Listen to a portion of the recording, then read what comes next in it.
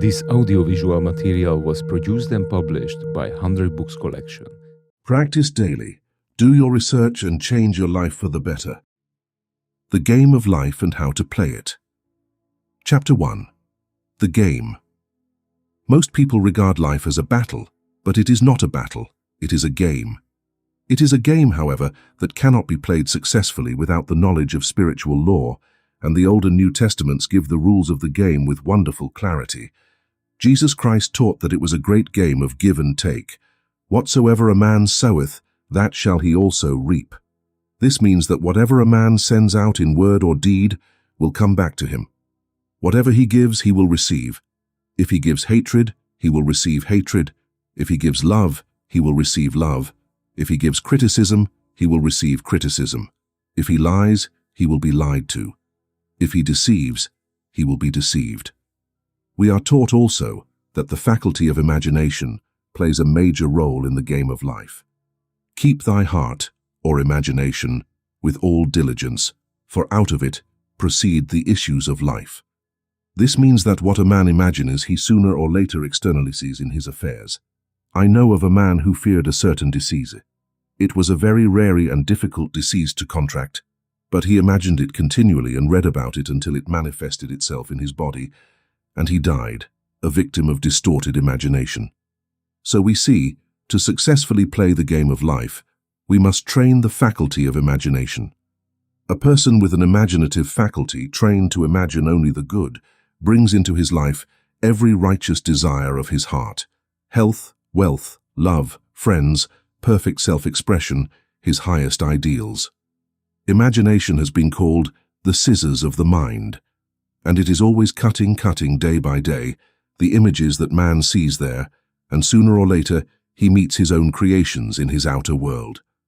To train the imagination successfully, man must understand the workings of his mind. The Greeks said, "Know thyself." There are three departments of the mind: the subconscious, the conscious, and the superconscious. The subconscious is simply power, without direction. It is like steam or electricity, and does what it is directed to do. It has no power of induction. Whatever a man feels deeply or imagines clearly is impressed upon the subconscious mind and is carried out in the minutest detail. For example, a woman I know when she was a child always made believe she was a widow. She dressed in black clothes and wore a long black veil, and people thought she was very smart and funny. She grew up and married a man with whom she was deeply in love. Soon after, he died and she wore black and a wide veil for many years. The image of herself as a widow was imprinted on the subconscious mind and in due course resolved itself, despite the havoc created. The conscious mind has been called the mortal or carnal mind. It is the human mind and sees life as it appears to be. It sees death, disaster, disease, poverty, and limitations of all kinds, and impresses the subconscious. The superconscious mind is the mind of God within every man and is the realm of perfect ideas. In it is found the perfect pattern spoken of by Plato, the divine design, for there is a divine design for each person. There is a place you must fill that no one else can fill, something you must do that no one else can do. There is a perfect picture of this in the superconscious mind.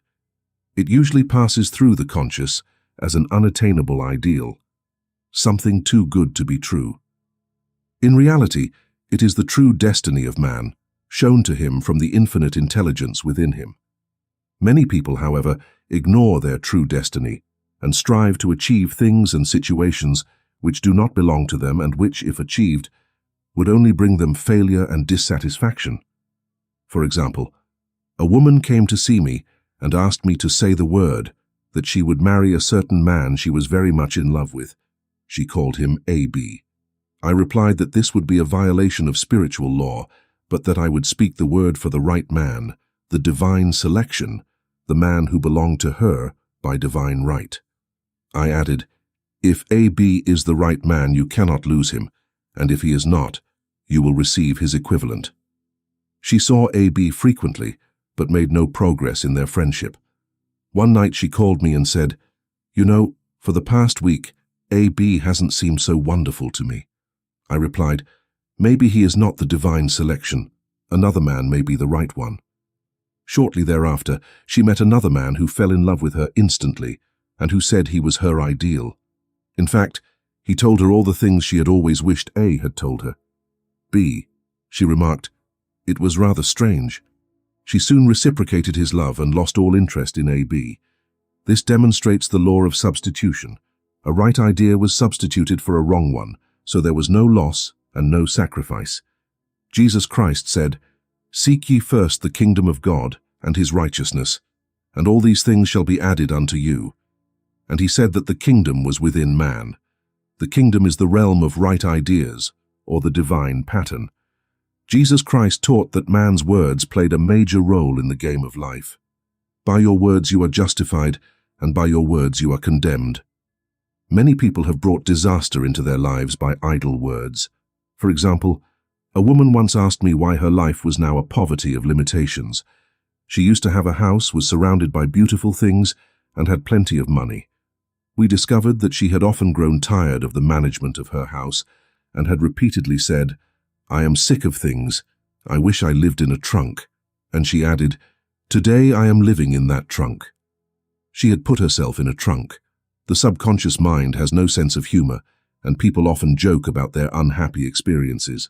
For example, a woman who had a lot of money continually joked about getting ready for the poorhouse. In a few years she was almost destitute, having impressed the subconscious mind with an image of lack and limitation. Fortunately, the law works both ways, and a situation of lack can be changed to one of abundance. For example, a woman came to me one hot summer day for a prosperity treatment. She was exhausted, dejected, and discouraged. She said she had only $8 in the world. I said, "Well, we will bless the $8 and multiply it as Jesus Christ multiplied the loaves and fishes, for he taught that every man had the power to bless and multiply, to heal and prosper." She said, "What shall I do now?" I replied, "Follow the intuition. Do you have a hunch to do something or to go somewhere? Intuition means intuition, or being taught from within. It is man's infallible guide, and I will deal more fully with its laws in a following chapter." The woman replied, "I don't know. I seem to have a hunch to go home. I have just enough money for the car ride." Her home was in a distant city and was one of lack and limitation, and the reasoning mind or intellect would have said, "Stay in New York and get a job and earn some money." I replied, "Then go home. Never violate a hunch." I said the following words to him, "The infinite spirit opens the way of great abundance, for it is an irresistible magnet for all that belongs to it by divine right." I told her to repeat it also continuously. She went home immediately. Calling a woman one day, she connected with an old friend of her family. Through this friend, she received thousands of dollars in the most miraculous way. She has often told me, "Tell people about the woman who came to you with $8 and a hunch." There is always abundance in the way of man, but it can only be brought into manifestation through desire, faith, or the spoken word. Jesus Christ made it manifest that man must take the first step. Ask, and it shall be given you. Seek, and ye shall find. Knock, and it shall be opened unto you. In the scriptures we read, "As for the works of my hands, command ye me." The infinite intelligence God is always ready to carry out the smallest or the greatest demands of man. Every desire, expressed or unexpressed, is a demand. We are often startled to see a desire suddenly fulfilled. For example, one Easter, having seen many beautiful rose bushes in the windows of the flower shops, I wished to receive one, and for an instant I saw it being carried mentally to the door. Easter came, and with it a beautiful rose bush. The next day I thanked my friend and told her it was just what I wanted. She replied, "I didn't send you a rose bush, I sent you lilies." The man had mixed up the order and sent me a rose bush simply because I had set the law in motion, and I had to have a rose bush. Nothing stands between man and his highest ideals and all the desires of his heart, but doubt and fear. When man can desire without worry, every desire will be instantly fulfilled. In a following chapter, I will explain in more detail the scientific reason for this and how fear must be erased from consciousness. It is the only enemy of man, the fear of lack, the fear of failure, the fear of disease, the fear of loss, and the feeling of insecurity on some plane. Jesus Christ said, "Why are you afraid, O ye of little faith?" So we can see that we must replace fear with faith, because fear is only an inverted faith. It is faith in evil instead of good. The object of the game of life is to see clearly one's own good and to erase all mental images of evil. This must be done by impressing the subconscious mind with the realization of good. A very brilliant man, who has achieved great success, told me that he had suddenly erased all fear from his consciousness by reading a poster hanging in a room. He saw printed in large letters this statement, "Why worry? It will probably never happen." These words were indelibly engraved in his subconscious, and now he has the firm conviction that only good can come into his life.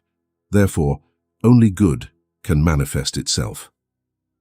In the next chapter, I will deal with the different methods of impressing the subconscious mind. It is the faithful servant of man, but care must be taken to give it the right orders. Man has always a silent listener at his side, his subconscious mind.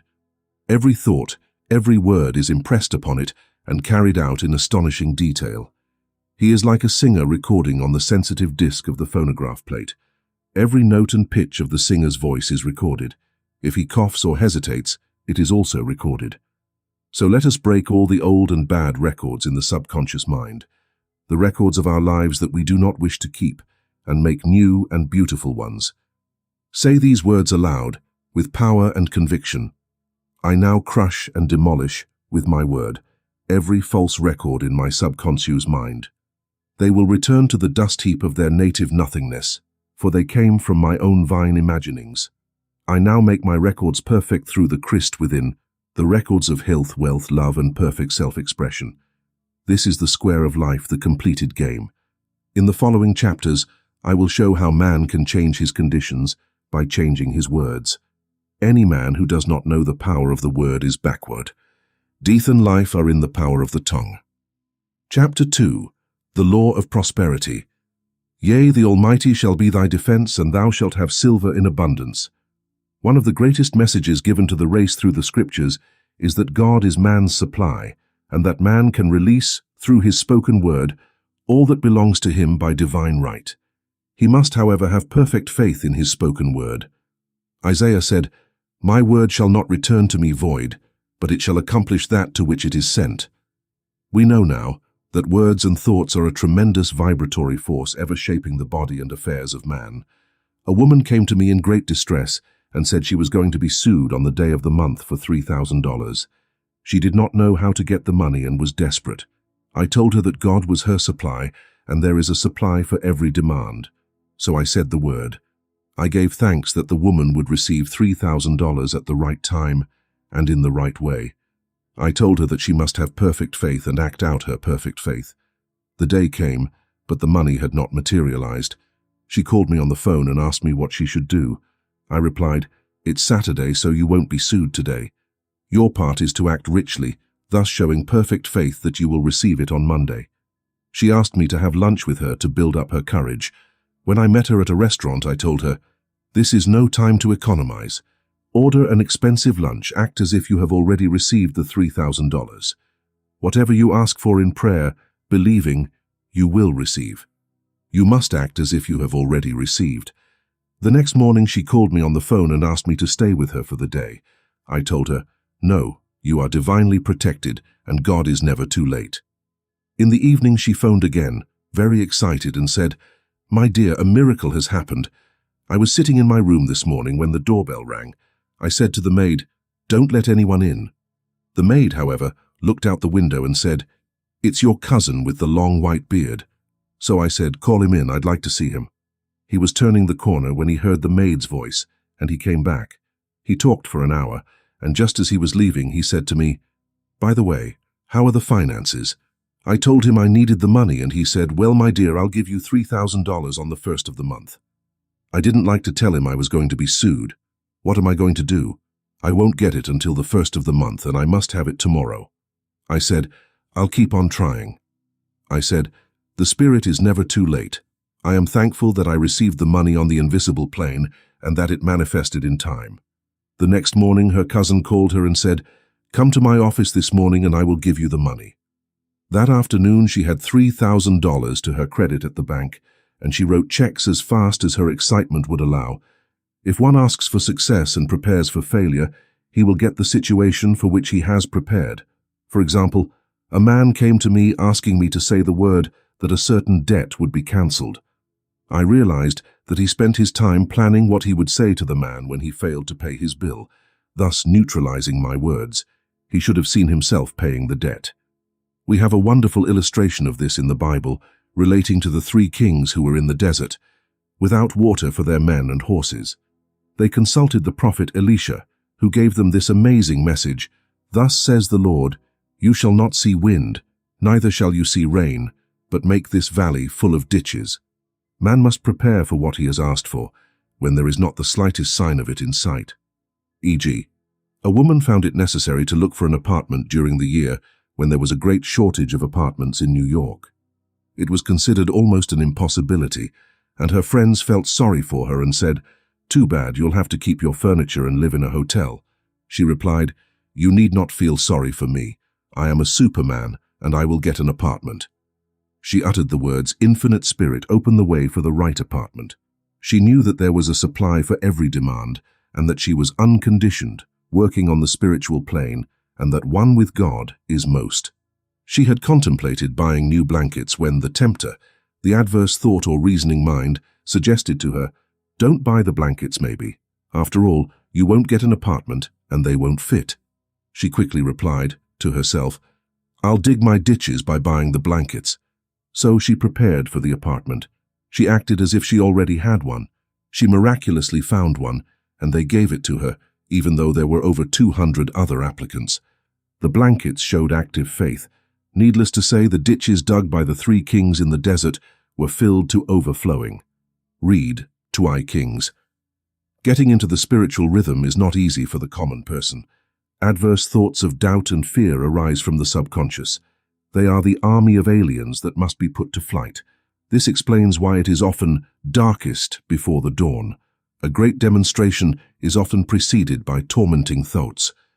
Having made a statement of high spiritual truth, one challenges old beliefs in the subconscious, and the error is exposed, to be extinguished. This is the time when one should make one's affirmations of truth repeatedly, and rejoice and give thanks for having already received. Before you call, I will answer you. This means that every good and perfect gift is already man's, awaiting his acknowledgement. Man can only receive what he sees himself receiving. The children of Israel were told that they could have all the land they could see. This is true of every man. He only has the land within his own mental vision. Every great work, every great achievement has been manifested through holding the vision. And often just before the great achievement comes apparent failure and discouragement. The children of Israel, when they came to the promised land, they were afraid to enter, because they said it was full of giants who made them feel like grasshoppers. And there we saw the giants, and we felt like grasshoppers. This is the experience of almost every man. He, however, who knows the spiritual law is not disturbed by the appearance, and rejoices while he is yet in bondage.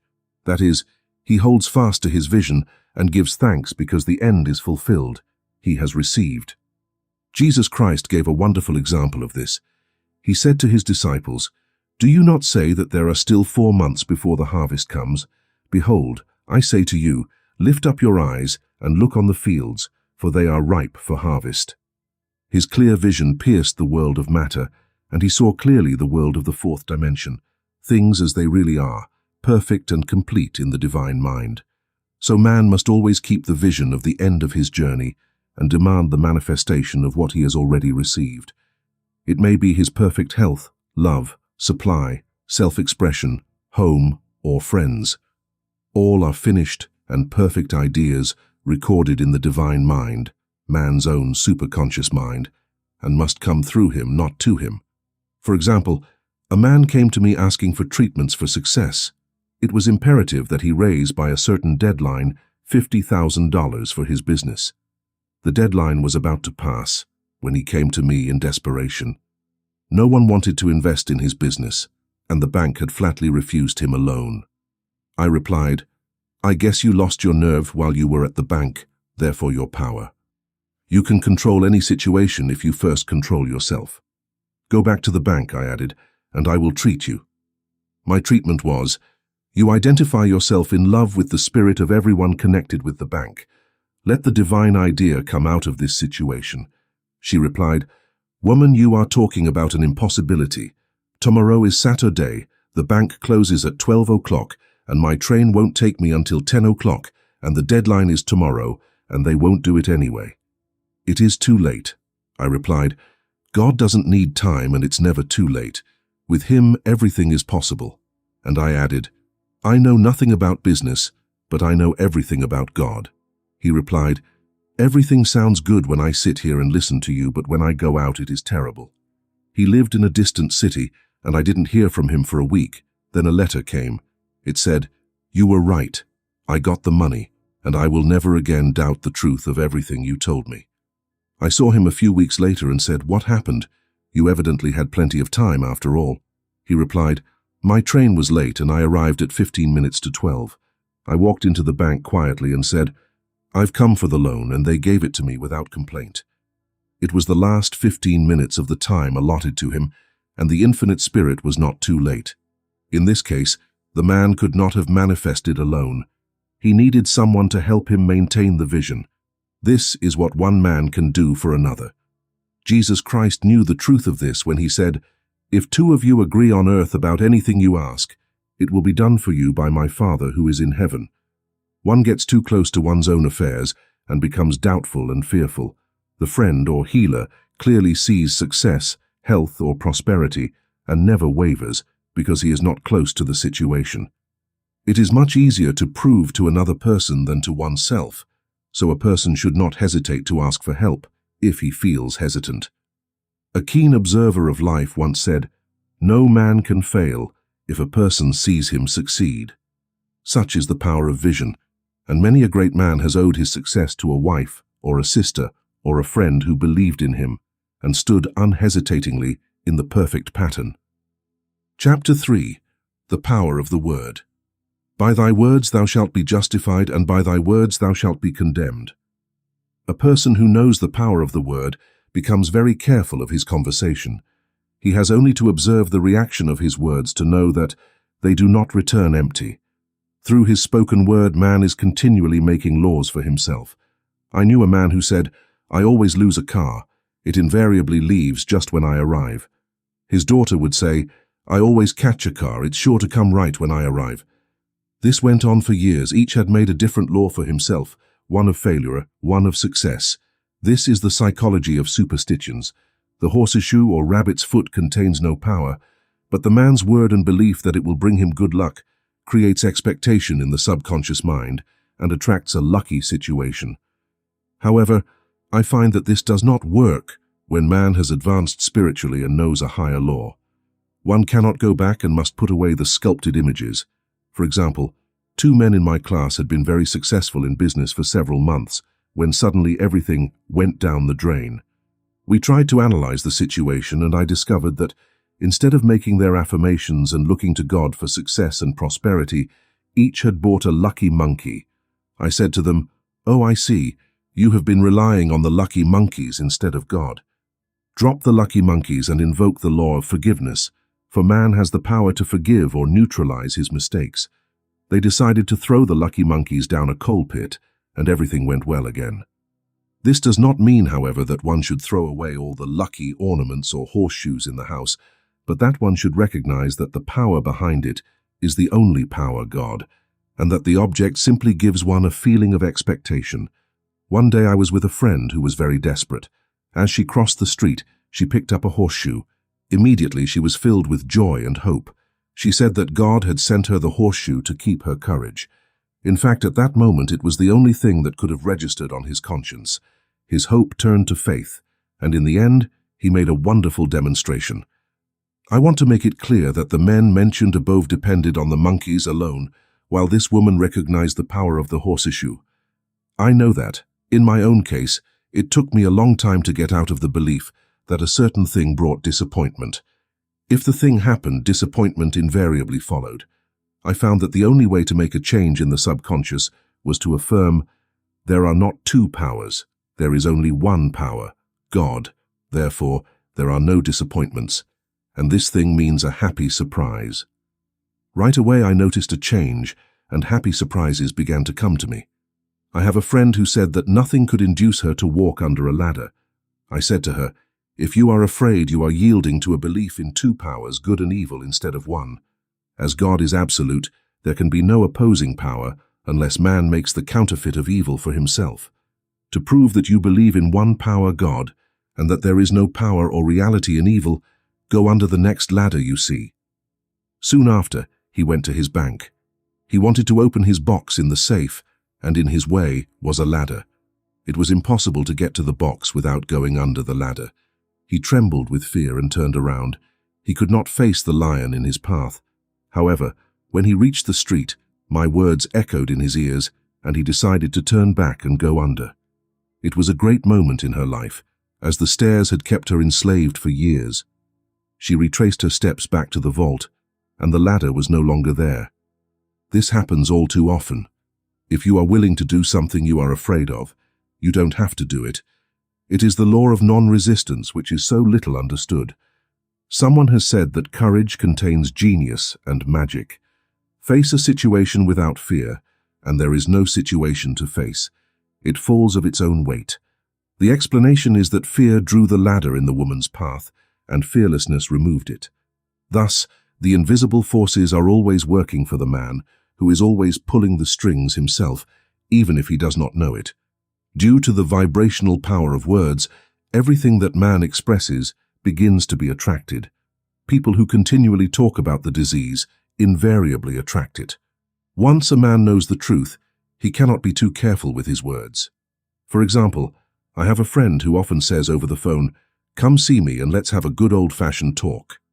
This old-fashioned talk means an hour of 500 to 1,000 destructive words, the main themes of which are loss, lack, failure, and illness. I reply, "No, I appreciate it. I've had enough old-fashioned talk in my life, it's too expensive, but I'd be happy to have a new-fashioned talk and talk about what we want, not what we don't want." There is an old saying that man only dares to use his words for three purposes: to heal, bless, or prosper. What man says of others will be said of him, and what he wishes for another he is wishing for himself.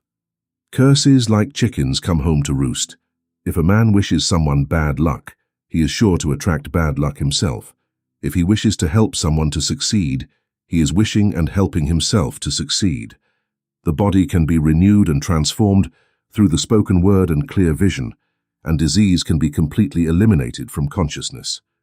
The metaphysician knows that every disease has a mental correspondence, and to cure the body one must cure the soul. The soul is the subconscious mind and must be saved from erroneous thinking. In the 23rd Psalm, we read, "He restoreth my soul."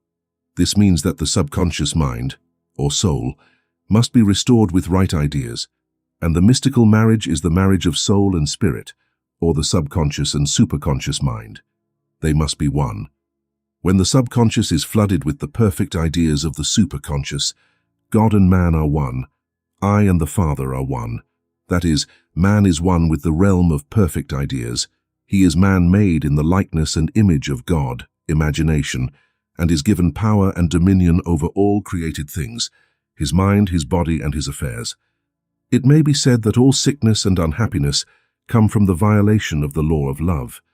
A new commandment I give you: love one another. And in the game of life, love or goodwill takes all the trumps. For example, a woman I know had for years an appearance of a terrible skin disease. The doctors told her it was incurable and she was desperate. She was on the stage and feared she would soon have to give up her profession and had no other means of livelihood.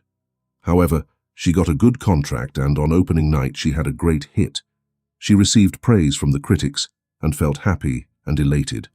The next day she received a notice of dismissal. A man in the cast was jealous of her success and had caused her dismissal. She felt hatred and resentment completely take hold of her, and she cried out, "Oh God, don't let me hate that man." That night she worked for hours in the silence. She said, "Soon I went into a very deep silence. I seemed to be at peace with myself, with the man, and with the whole world. I continued in this way for the next 2 nights, and on the 3rd day, I found that I was completely cured of the skin disease. By asking for love or goodwill, I had fulfilled the law, for love is the fulfillment of the law, and the disease, which stemmed from subconscious resentment, was eliminated. Continuous criticism produces rheumatism, as critical and inharmonious thoughts provoke unnatural deposits in the blood, which settle in the joints. Jealousy, hatred, unforgiveness, fear, etc. cause false growths. All disease is caused by a mind that is not at ease.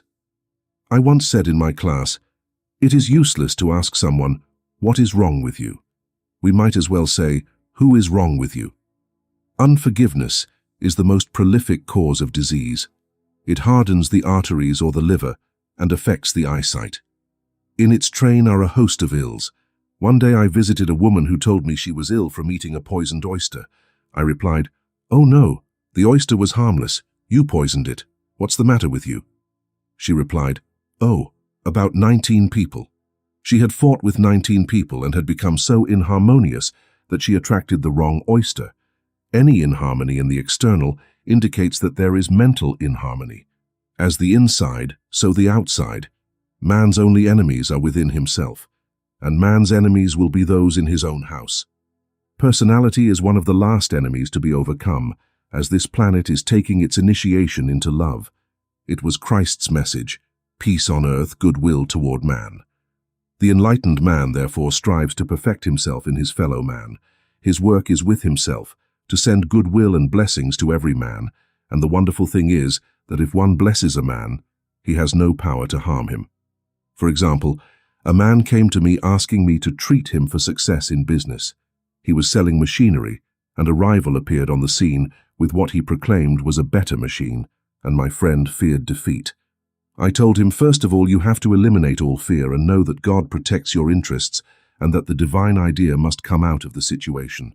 That is, the right machine will be sold by the right man to the right man. And I added, don't have a single critical thought toward that man. Bless him all day long and be willing not to sell your machine if it is not the divine idea. So he went to the meeting, without fear and without resistance, and blessing the other man. He said the result was quite remarkable. The other man's machine refused to work, and he sold his without the least difficulty. But I say to you, love your enemies, bless those who curse you, do good to those who hate you, and pray for those who mistreat and persecute you. Goodwill produces a great aura of protection around the one who sends it, and no weapon formed against him shall prosper. In other words, love and goodwill destroy enemies within oneself, so that one has no enemies without. There is peace on earth to him who sends goodwill to man. Chapter 4. The Law of Nonresistance. Resist not evil. Be not overcome by evil, but overcome evil with good. Nothing on earth can resist an absolutely non-resistant person. The Chinese say that water is the most powerful element because it is perfectly non-resistant. It can wear away a rock and sweep everything before it. Jesus Christ said, resist not evil, because he knew that in reality there is no evil, therefore nothing to resist. Evil has come from man's vain imagination, or belief in two powers, good and evil. There is an ancient legend that Adam and Eve ate of Maya, the tree of illusion, and saw two powers instead of one power, God.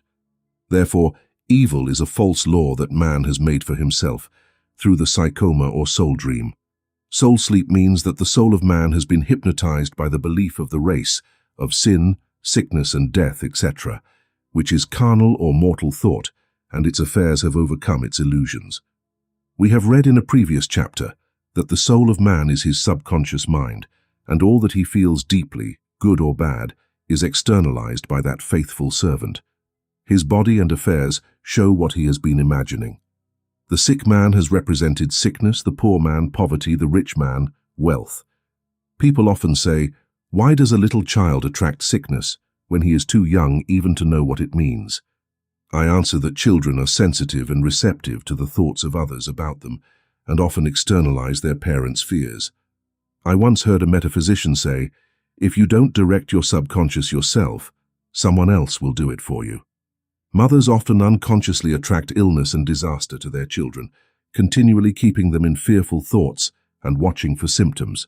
For example, a friend asked a woman if her little girl had had measles. She quickly replied, "Not yet." This implied that she was waiting for the disease and thus paving the way for what she did not want for herself and her child. However, the man who is centered and established in right thinking, the man who sends only goodwill to his fellow man, and who is not afraid, cannot be touched or influenced by the negative thoughts of others. In fact, he could then receive only good thoughts, since he himself sends only good thoughts. Resistance is hell, for it places man in a state of torment. A metaphysician once gave me a wonderful recipe for taking all the tricks in the game of life. It is the height of non-resistance. He gave it this way. At one time in my life I baptized children, and of course they had many names. Now I no longer baptize children but baptize events, but I give each event the same name. If I have a failure, I baptize it successfully, in the name of the Father, the Son, and the Holy Spirit. In this we see the great law of transmutation founded on non-resistance. Through his word, every failure was transmuted into success. For example, a woman who needed money and who knew the spiritual law of opulence was continually in business with a man who made her feel very poor. He spoke of lack and limitations, and she began to catch his thoughts of poverty, so she disliked him and blamed him for her failure. She knew that to demonstrate her supply, she had to first feel that she had received. A feeling of opulence had to precede its manifestation. One day she realized that she was resisting the situation and seeing two powers instead of one. So he blessed the man and christened the situation success. He stated, "Since there is only one power, God, this man is here for my good and prosperity." Just what he didn't seem to be here for. Shortly thereafter he met, through this man, a woman who gave him for a service rendered several $1,000s, and the man moved to a distant city and vanished harmoniously from his life.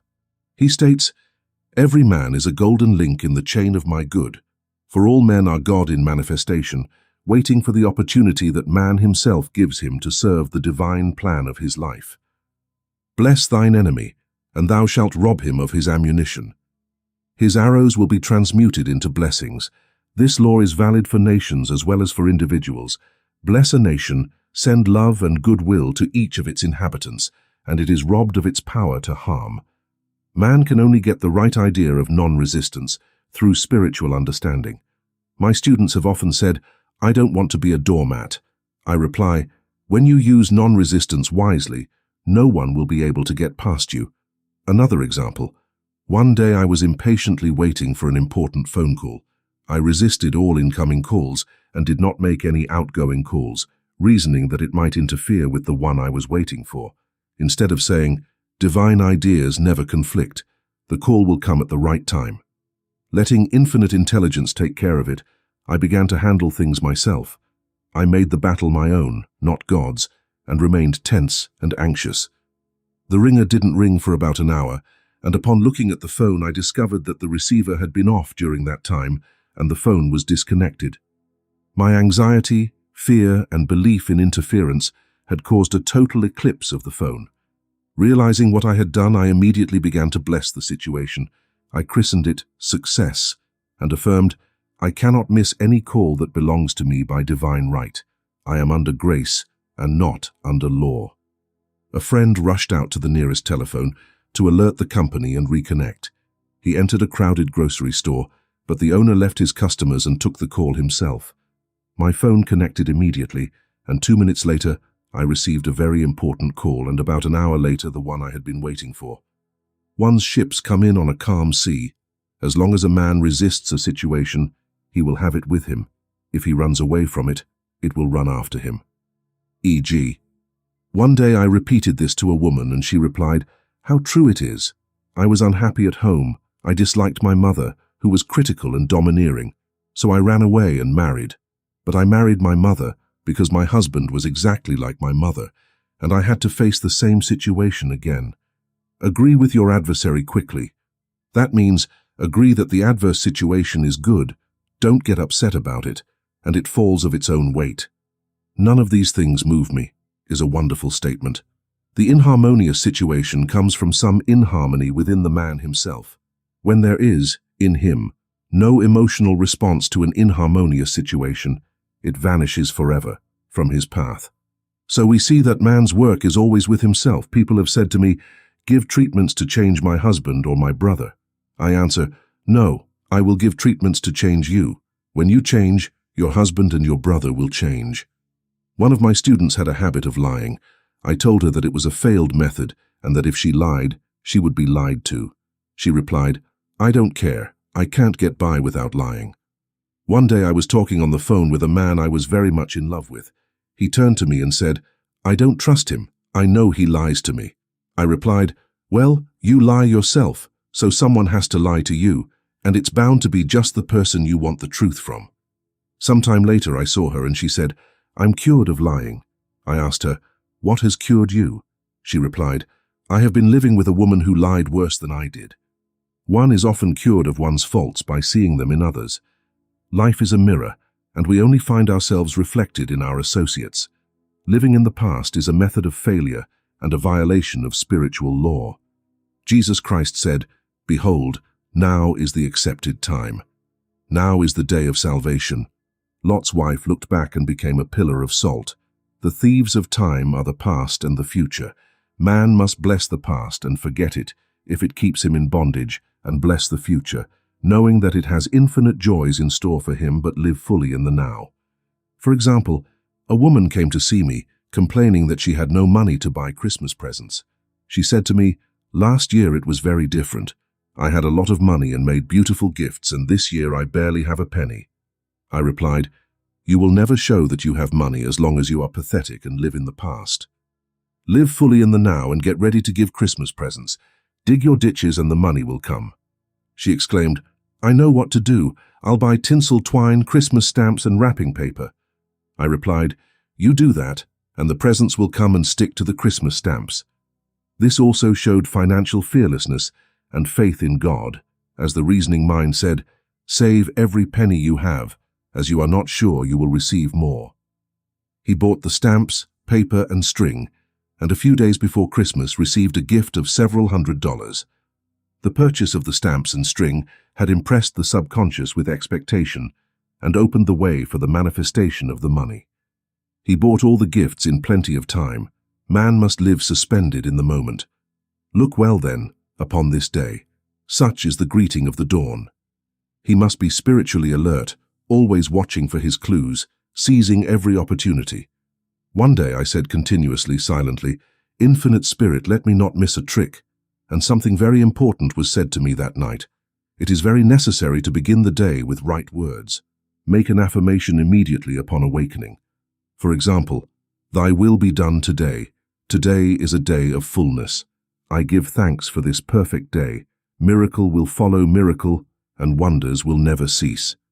Make this a habit, and one will see wonders and miracles come into one's life. One morning I picked up a book and read, "Look with wonder at what is before you." It seemed to be my message for the day, so I repeated over and over again, "Look with wonder at what is before you." Around noon I was handed a large sum of money, which I had been desiring for a certain purpose. In a following chapter, I will give the affirmations that I have found most effective. However, one should never use an affirmation unless it is absolutely satisfactory and convincing to one's own consciousness, and often an affirmation is changed to suit different people. For example, the following has brought success to many. "I have a wonderful job in a wonderful way. I give wonderful service for wonderful pay." I gave the first two lines to one of my students, and she added the last two. It was a powerful phrase, as there should always be perfect pay for perfect service, and a rhyme sinks easily into the subconscious. She began to sing it aloud, and soon received a wonderful job in a wonderful way, and rendered a wonderful service for a wonderful pay. Another student, a businessman, took it and changed the word job to business. He repeated, "I have a wonderful business, in a wonderful way, and I give wonderful service for wonderful pay." That afternoon he did $41,000 worth of business. Although there had been no activity in his affairs for months, each statement should be carefully worded and cover the ground completely. For example, "I met a woman who was in great need, and she made a demand for work. She received a great deal of work but was never paid anything. Now she knows how to add, wonderful service for wonderful pay. Man has a divine right to have plenty, more than enough. His barns must be full, and his cup runneth over. This is God's idea for man, and when man breaks down the barriers of lack in his own consciousness, the golden age will be his, and every righteous desire of his heart will be fulfilled. Chapter 5. The Law of Karma and the Law of Forgiveness. Man receives only what he gives. The game of life is a game of boomerangs. Man's thoughts, deeds, and words come back to him sooner or later with astonishing precision. This is the law of karma, which in Sanskrit means return. Whatsoever a man sows, that shall he also reap. For example, a friend told me this story about herself, which illustrates the law. She told me, "I make all my karma about my aunt. Everything I say to her, someone says to me. I am often irritable at home, and one day I said to my aunt, who was talking to me during dinner, 'Let's not talk anymore. I want to eat in peace.' The next day, I was eating with a woman with whom I wished to make a great impression. I was talking animatedly when she said, 'No more talk. I wish to eat in peace.' My friend is high in consciousness, so her karma returns much more quickly than to one on the mental plane. The more a man knows, the more responsible he is, and a person with knowledge of the spiritual law who does not practice suffers greatly accordingly. The fear of the Lord, law, is the beginning of wisdom.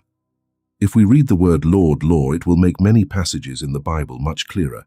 Vengeance is mine, I will repay, saith the Lord, law. It is the law that takes vengeance, not God. God sees man perfect, created in his image and likeness, imagination, and gives him power and dominion.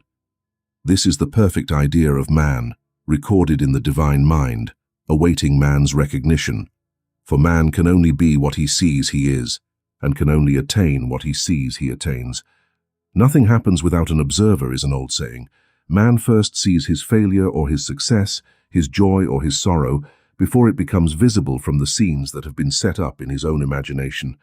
We have observed it in the mother who imagines the sickness of her child, or in the wife who sees the success of her husband. Jesus Christ said, "And you shall know the truth, and the truth shall set you free." Thus, we see that freedom from all unhappy conditions comes through knowledge, a knowledge of the spiritual law. Obedience precedes authority, and the law obeys man when he obeys the law. The law of electricity must be obeyed before it becomes man's servant. When ignorantly handled, it becomes man's mortal enemy. The same is true of the laws of the mind. For example, a woman with a strong personal will wished to own a house that belonged to an acquaintance and often imagined herself living in the house. Eventually, the man died and she moved into the house. Several years later, upon learning about spiritual law, she said to me, "Do you think I had something to do with that man's death?" I replied, "Yes, your desire was so strong that everything came your way, but you paid your karmic debt. Your husband, whom you loved devotedly, died soon after, and the house was a white elephant in your hands for years." The original owner, however, could not have been affected by her thoughts if she had been positive in truth, nor her husband, but both were under karmic law. The woman should have said, feeling the great desire for the house, "Infinite intelligence, give me the right house equally lovely as this, the house that is mine by divine right." The divine selection would have given perfect satisfaction and brought good to all. The divine pattern is the only safe pattern to work from. Desire is a tremendous force and must be directed in the right channels or chaos ensues. In demonstrating, the most important step is the first, asking rightly. Man must always demand only what is rightfully his by divine right. Returning to the illustration, if the woman had taken this attitude, "If this house which I desire is mine, I cannot lose it. If it is not, give me its equivalent." The man could have decided to move out harmoniously if it had been the divine selection for her, or would have been replaced by another house. Anything forced to manifest through personal will is always spoiled and has always bad success. Man is admonished, "My will be done, not yours." And the curious thing is that man always gets just what he desires when he gives up personal will, thus allowing infinite intelligence to work through him. Stand still and see the salvation of the Lord, law. For example, A woman came to me in great distress. Her daughter had decided to go on a very dangerous journey, and the mother was filled with fear. She said that she had used every argument, had pointed out to her the dangers she would encounter, and had forbidden her to go. But the daughter was becoming more and more rebellious and determined. I said to the mother, "You are imposing your personal will on your daughter, which you have no right to do, and your fear of the journey is only attracting it, for man attracts what he fears." And I added, "Let go and take your mental hands off. Put it in God's hands, and use this affirmation: I place this situation in the hands of infinite love and wisdom. If this trip is the divine plan, I bless it and no longer resist, but if it is not divinely planned, I give thanks that it now dissolves and dissipates." A day or two later, her daughter told her, "Mother, I have given up the trip," and the situation returned to its native nothingness. It is learning to be still, which seems so difficult for man. I will deal more fully with this law in the chapter on non-resistance. I will give another example of sowing and reaping, which occurred in the most curious way. A woman came to tell me that she had received a counterfeit $20 bill, which had been given her at the bank. She was very worried because, she said, the people at the bank will never recognize their mistake. I replied, "Let's analyze the situation and find out why she attracted it." She thought for a few moments and exclaimed, "I know. I sent a friend a lot of stage money just for a joke." So the law had sent her stage money, for she knows nothing about jokes. I said, "Now we will invoke the law of forgiveness, and we will neutralize the situation." Christianity is based on the law of forgiveness. Christ has redeemed us from the curse of the karmic law, and the Christ within every man is his Redeemer and his salvation from all inharmonious conditions. So I said, "Infinite Spirit, we invoke the law of forgiveness and give thanks that she is under grace and not under law, and cannot lose this $20, which is hers by divine right. Now," I said to her, "go back to the bank and tell them, without fear, that they have given it to you there by mistake." She obeyed, and to her surprise they apologized and gave her another bill, treating her very politely. So the knowledge of the law gives man the power to erase his mistakes. Man cannot force the external to be what it is not. If he desires riches, he must first be rich in conscience. For example, a woman came to me asking for treatment for prosperity. She was not much interested in the affairs of her home, and her house was in great disorder. I told her, "If you want to be rich, you must be tidy. All men of great wealth are orderly, and order is the first law of heaven." And I added, "You will never get rich with a burnt match in the pincushion." She had a good sense of humor, and immediately began to put her house in order. She rearranged the furniture, tidied the table drawers, cleaned the carpets, and soon made a big financial showing, a gift from a relative. The woman, for her part, tidied up and keeps herself in financial shape, always being attentive to externals and expecting prosperity, knowing that God is her supply. Many people are ignorant that gifts and things are investments, and that hoarding and saving invariably lead to loss. There are those who scatter and yet increase, and there are those who withhold more than is due, but tend to poverty. For example, I knew a man who wanted to buy a fur coat. He and his wife went to several stores, but there were none that he wanted. He said they were all too cheap. Finally, he was shown one which the salesman said was valued at $1,000, but which the manager would sell him for $500 as it was late in the season. His financial possessions amounted to about $700. The reasoning mind would have said, "You can't afford to spend almost all you have on a coat." But he was very intuitive and never reasoned. He turned to his wife and said, "If I get this coat, I'll make a lot of money." So his wife consented weakly. A month later, he received a commission of $10,000. The coat made him feel very rich, connected him with success and prosperity. Without the coat, he would not have received the commission.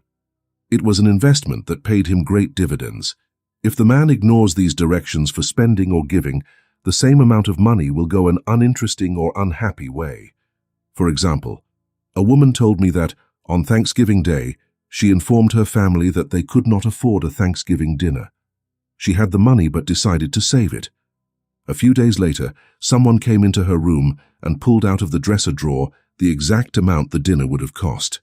The law always supports the man who spends fearlessly, wisely. For example, one of my students was shopping with her little nephew. The child was clamoring for a toy, which she told him she could not buy. She suddenly realized that she was looking for the lack and not recognizing God as her supply. So she bought the toy and, on her way home, picked up on the street the exact amount of money she had paid for it. Man's supply is inexhaustible and infallible when fully trusted, but faith or trust must precede demonstration. According to your faith be it unto you. Faith is the substance of things hoped for, the evidence of things not seen. For faith holds fast the vision, and adverse images dissolve and dissipate, and in due season we shall reap, if we faint not. Jesus Christ brought the good news, the gospel, that there was a higher law than the law of karma, and that this law transcends the law of karma. It is the law of grace or forgiveness. It is the law that frees man from the law of cause and effect, the law of consequences, under grace and not under law.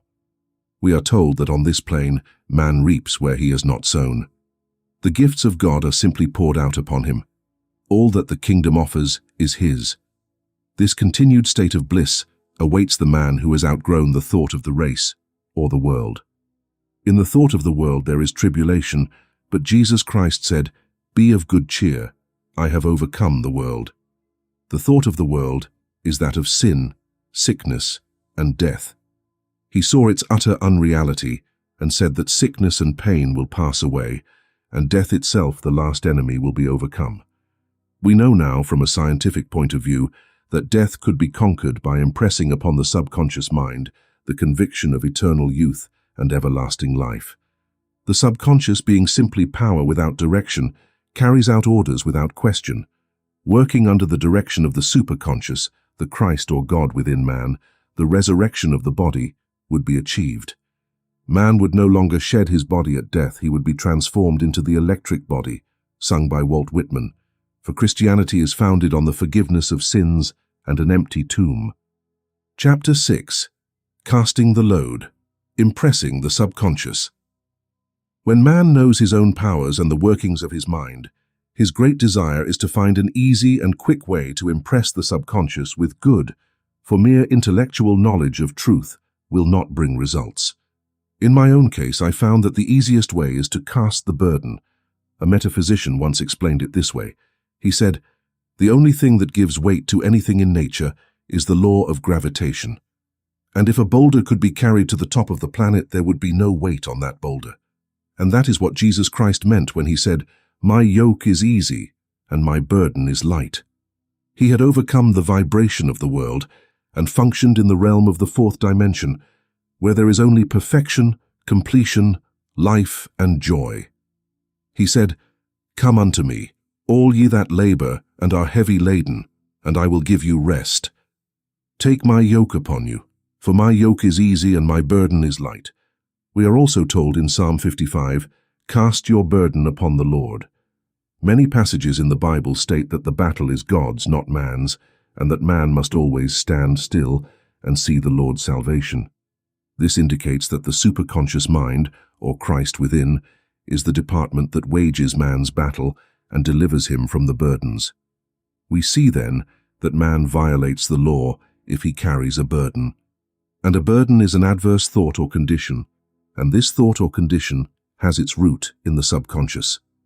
It seems almost impossible to advance by directing the subconscious from the conscious or reasoning mind, for the reasoning mind, the intellect, is limited in its conceptions and full of doubts and fears. How scientific it is, then, to cast the burden upon the superconscious mind, or inner Christ, where it makes light, or dissolves into its native nothingness.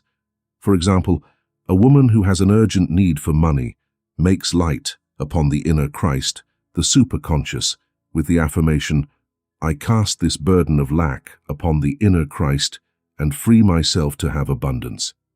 The belief in lack was his burden, and by casting it upon the superconscious with his belief in abundance, the result was an avalanche of supply. We read, "Christ in you, the hope of glory." Another example, one of my students had been given a new piano and there was no room in her studio for it until she had moved the old one. She was in a state of perplexity. She wanted to keep the old piano, but did not know where to send it. He despaired as the new piano was to be shipped immediately. In fact, it was on its way with no place to put it. He said it occurred to him to repeat, "I cast this burden upon the Christ within, and I am set free." A few moments later, her phone rang and a friend asked if she could rent her old piano, and she moved it a few minutes before the new one arrived. I met a woman whose burden was resentment. She said, "I throw this burden of resentment to the Christ within and free myself, to be loving, harmonious, and happy." The almighty superconscious flooded the subconscious with love, and her whole life changed. For years, resentment had kept her in a state of torment and imprisoned her soul, the subconscious mind. The affirmation must be done over and over again, sometimes for hours, silently or audibly, quietly, but with determination. I have often compared it to winding up a Victrola. We must wind ourselves up with spoken words. I have noticed that by winding up, after a while, one seems to see clearly. It is impossible to have a clear vision while in the throes of the carnal mind. Doubts and fear poison the mind and body, and the imagination runs wild, attracting disaster and disease. By constantly repeating the affirmation, "I cast this burden to the Christ within and free myself," the vision clears, and with it a feeling of relief. And sooner or later the manifestation of good, whether health, happiness or supply, arrives. One of my students once asked me to explain the darkness before the dawn. I referred in a previous chapter to the fact that often, before the great manifestation, everything seems to go wrong, and a deep depression clouds the consciousness. It means that from the subconscious the usual doubts and fears arise. These old subconscious abandonments rise to the surface, to be extinguished. It is then that man should clap his cymbals, like Jehoshaphat, and give thanks that he has been saved, even though he seems to be surrounded by the enemy, the situation of lack or disease. The student continued, "How long should one remain in the dark?"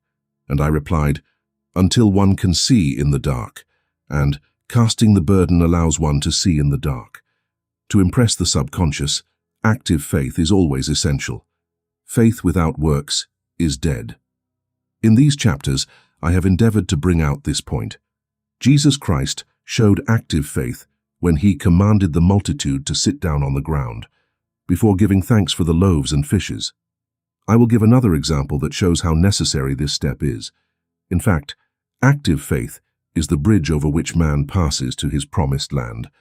Because of a misunderstanding, a woman had separated from her husband, whom she loved deeply. He refused all offers of reconciliation and would not communicate with her in any way. Coming to the knowledge of the spiritual law, she denied the appearance of separation. She made this statement, "There is no separation in the divine mind. Therefore, I cannot be separated from the love and companionship that are mine by divine right." She demonstrated active faith by arranging a place for him at the table every day, thus impressing the subconscious with an image of his return. More than a year passed, but she never wavered, and one day he came in. The subconscious is often impressed through music. Music has a fourth-dimensional quality and frees the soul from its confinement. It makes wonderful things seem possible and easy to do. I have a friend who uses her Victrola daily for this purpose. It puts her in perfect harmony and frees the imagination. Another woman often dances while doing her affirmations. The rhythm and harmony of music and movement carry her words with tremendous power. The student must remember, too, not to despise the day of small things. Invariably, before a manifestation, come signs of land. Before Columbus came to America, he saw birds and twigs that told him that land was near. The same is true of a demonstration, but often the student mistakes it for the demonstration itself and is disappointed.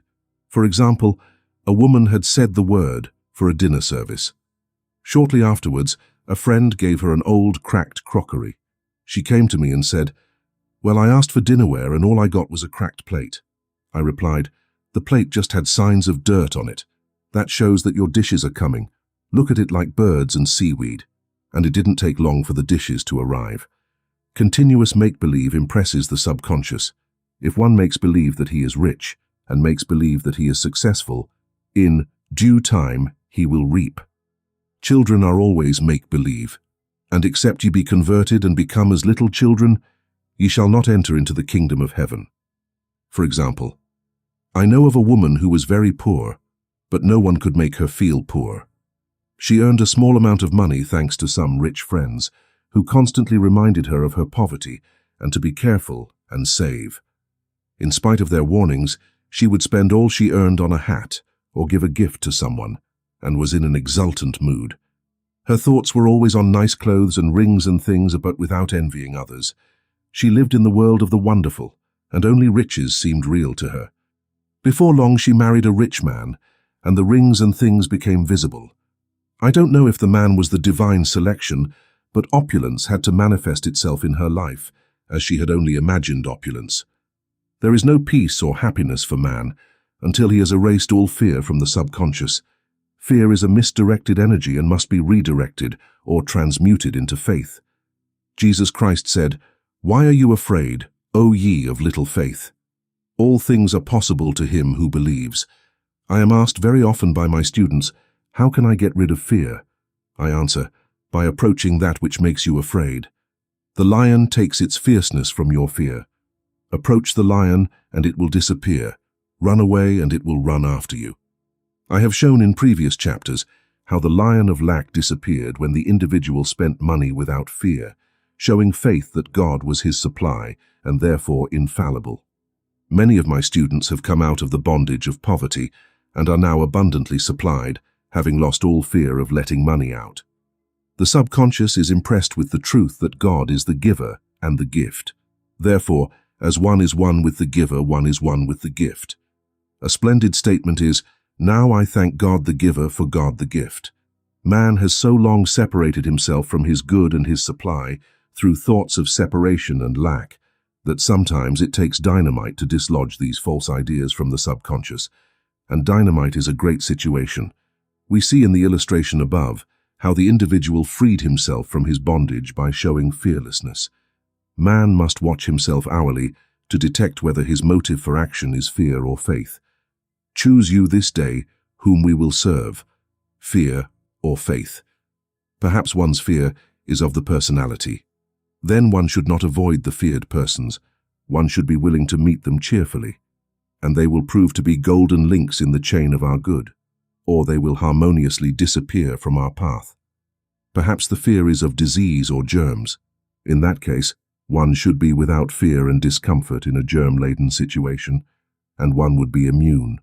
One can only get germs while vibrating at the same rate as the germ, and fear drags man down to the level of the germ. Of course, the disease-laden germ is the product of the carnal mind, as all thought must objectify. Germs do not exist in the superconscious or divine mind, therefore they are the product of man's vain imagination.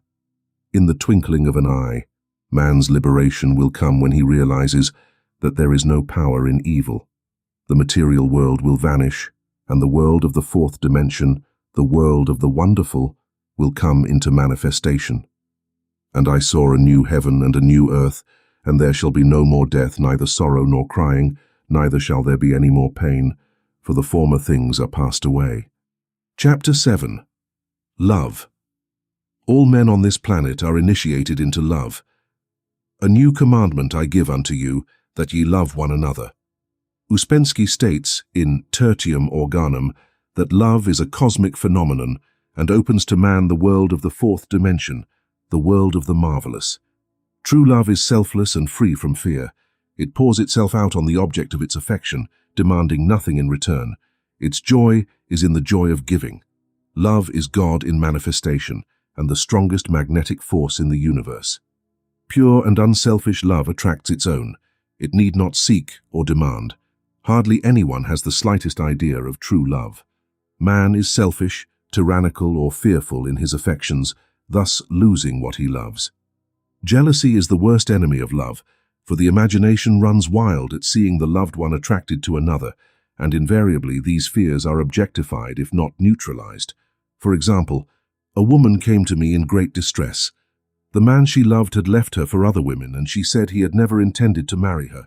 She was torn with jealousy and resentment, and said she hoped he would suffer as he had made her suffer, and she added, "How could he leave me when I loved him so much?"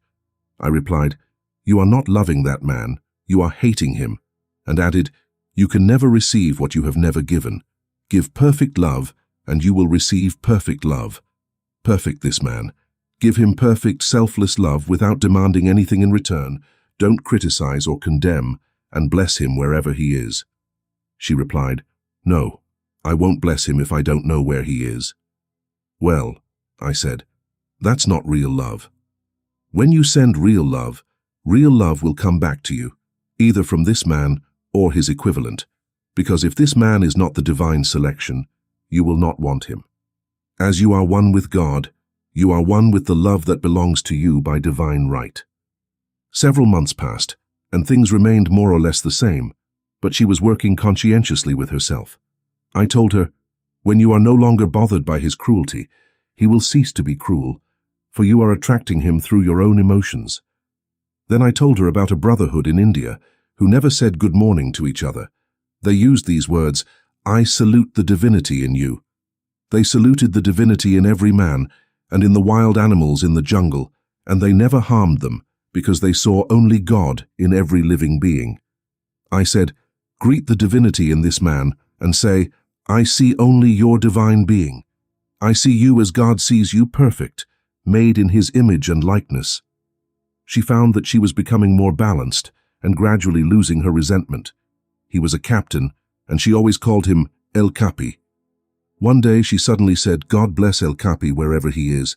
I replied, "That's real love, and when you have become full circle and no longer bothered by the situation, you will have his love or attract his equivalent." At the time I was moving and had no phone, so I was out of contact with her for a few weeks, when one morning I received a letter that said, "We are married." As soon as I could, I called her. My first words to her were, "What happened?" "Oh," she exclaimed, "a miracle. One day I woke up and all suffering had ceased. I saw him that night and he asked me to marry him. We were married within a week, and I have never seen a more devoted man." There is an old saying, "No man is your enemy, no man is your friend, all men are your teachers." So one must become impersonal and learn what every man has to teach him, and soon he will learn his lessons and be free. The woman's lover was teaching him selfless love, which every man sooner or later must learn. Suffering is not necessary for man's development. It is the result of the violation of spiritual law, but few people seem able to awaken from their soul sleep without it. When people are happy, they generally become selfish, and automatically the law of karma is put into action. Man often suffers losses due to lack of appreciation. I knew a woman who had a very nice husband, but she often said, "I am not at all interested in being married, but that is nothing against my husband. I just don't care about married life." She had other interests and hardly remembered that she had a husband. She only thought of him when she saw him. One day her husband told her he was in love with another woman and left. She came to me distressed and resentful. I replied, "That's exactly what you said the word. You said you didn't care anything about being married, so the subconscious worked to keep you from getting married." She said, "Oh yes, I see. People get what they want and then feel very hurt." She soon became perfectly attuned to the situation and knew that the two of them were much happier apart. When a woman becomes indifferent or critical and ceases to be an inspiration to her husband, he misses the stimulation of his first relationship and becomes restless and unhappy. A man came to me dejected, miserable, and poor. His wife was interested in the science of numbers and had made him read. It seems the report was not very favorable, for he said, "My wife says I will never amount to anything because I am a deuce." I replied, "I don't care what your number is. You are a perfect idea in the divine mind, and we will demand the success and prosperity already planned for you by that infinite intelligence." Within a few weeks he had a very good position, and a year or two later he achieved brilliant success as a writer. No man succeeds in business unless he loves his work. The picture which the artist paints for love of his art is his best work. The boiler is always something to live for. No man can attract money if he despises it. Many people keep themselves in poverty by saying, "Money means nothing to me and I feel contempt for people who have it." This is the reason why many artists are poor. Their contempt for money separates them from it. I remember hearing one artist say of another, "He's no good as an artist, he has money in the bank." This mental attitude, of course, separates a man from his supply. He must be in harmony with a thing to attract it. Money is God in its manifestation, as freedom from lack and limitation, but it must always be kept in circulation and put to right uses. Hoarding and saving react with grim vengeance. This does not mean that man should not have houses and lots, stocks and bonds, for the barns of the just shall be full. It means that man should not hoard even capital if an occasion arises when money is needed. By letting it go out fearlessly and joyfully, he opens the way for more to come in, for God is man's unfailing and inexhaustible supply. This is the spiritual attitude toward money, and the great bank of the universal never fails. We see an example of hoarding in the movie production, Greed. The woman won $5,000 in the lottery, but did not want to spend it.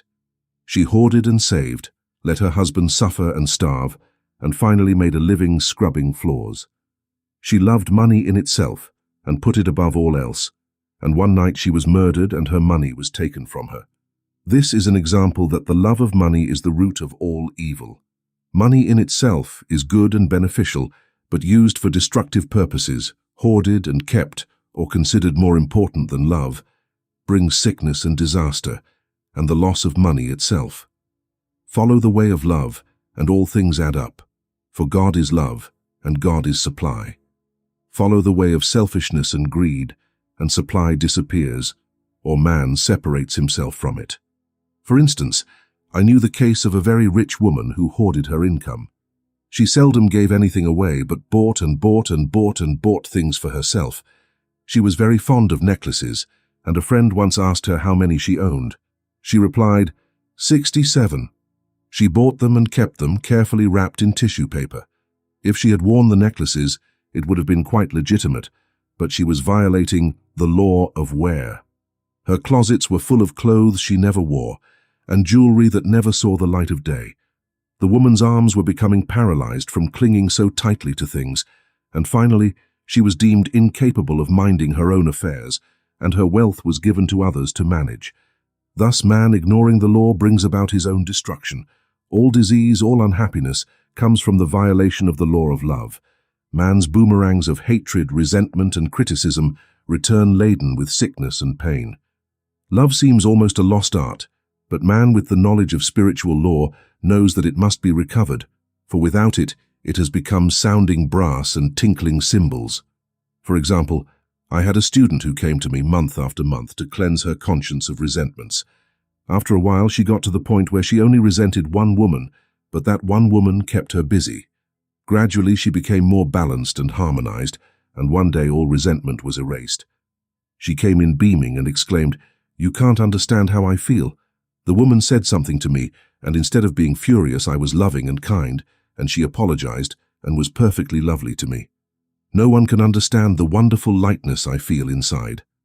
Love and goodwill are invaluable in business. For example, a woman came to see me, complaining about her employer. She said that she was cold and critical, and that she knew I didn't want her in the position. "Well," I replied, "say hello to the divine in the woman and send her love." She said, "I can't. She is a marble woman." I replied, "You remember the story of the sculptor who asked for a certain piece of marble. They asked him why he wanted it, and he replied, 'Because there is an angel in the marble.' And from it, he produced a wonderful work of art." She said, "Very well, I will try it."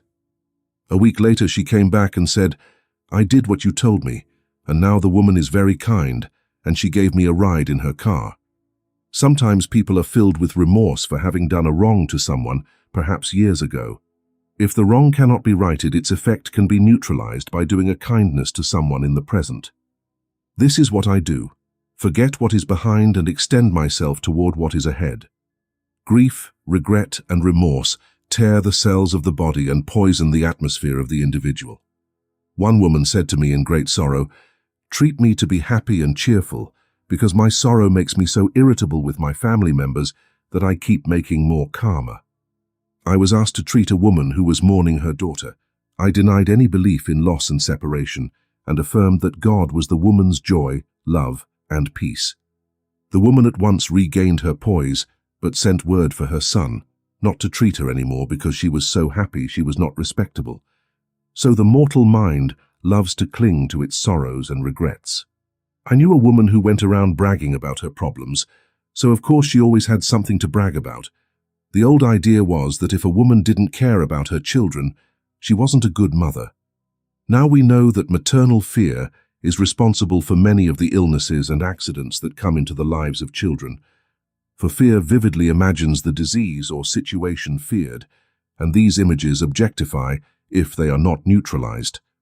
Happy is the mother who can sincerely say that she puts her child in the hands of God, and knows therefore that it is divinely protected. For example, a woman woke up suddenly in the night, feeling that her brother was in great danger. Instead of yielding to her fears, she began to make statements of truth, saying, "Man is a perfect idea in divine mind, and is always in his right place, therefore my brother is in his right place, and is divinely protected." The next day he discovered that his brother had been very close to an explosion in a mine, but had miraculously escaped. So man is his brother's keeper, in thought, and every man should know that what he loves dwells in the secret place of the Most High, and dwells under the shadow of the Almighty. No evil shall befall thee, neither shall any plague come nigh thy dwelling. Perfect love casteth out fear. He who fears is not perfected in love. And love is the fulfillment of the law. Chapter 8. Intuition or Guidance. In all thy ways acknowledge him, and he shall direct thy paths.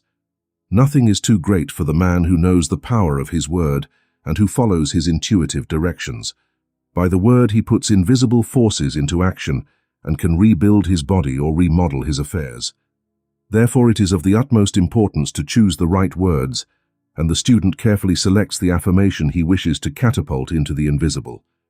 He knows that God is his supply, that there is a supply for every demand, and that his spoken word releases this supply. Ask, and ye shall receive. Man must take the first step. Draw near to God, and he will draw near to you. I have often been asked how to demonstrate. I answer, speak the word and then do nothing until you have a definite clue. Demand the clue, saying, Infinite Spirit, reveal to me the way, let me know if there is anything I should do. The answer will come through intuition or hunch, a casual remark from someone or a passage from a book, etc., etc., etc. The answers are sometimes surprising in their accuracy. For example, a woman wanted a large sum of money. She uttered the words, Infinite Spirit, open the way for my immediate supply, make all that is mine by divine right come to me now, in great floods of abundance. Then he added, give me a definite hint. Let me know if there is anything I should do. The thought came quickly. Give a certain friend, who had helped her spiritually, $100. She told her friend, who said, wait and get another clue before you give it to her. So she waited. And that day she met a woman who said, I gave someone $1 today. It was as much for me as it would be for you to give someone 100. This was indeed an unmistakable clue, so he knew he was right to give the $100. It was a gift that turned out to be a great investment, for shortly thereafter, a large sum of money came to him in an extraordinary way. Giving opens the way to receiving. To create activity in finances, one must give.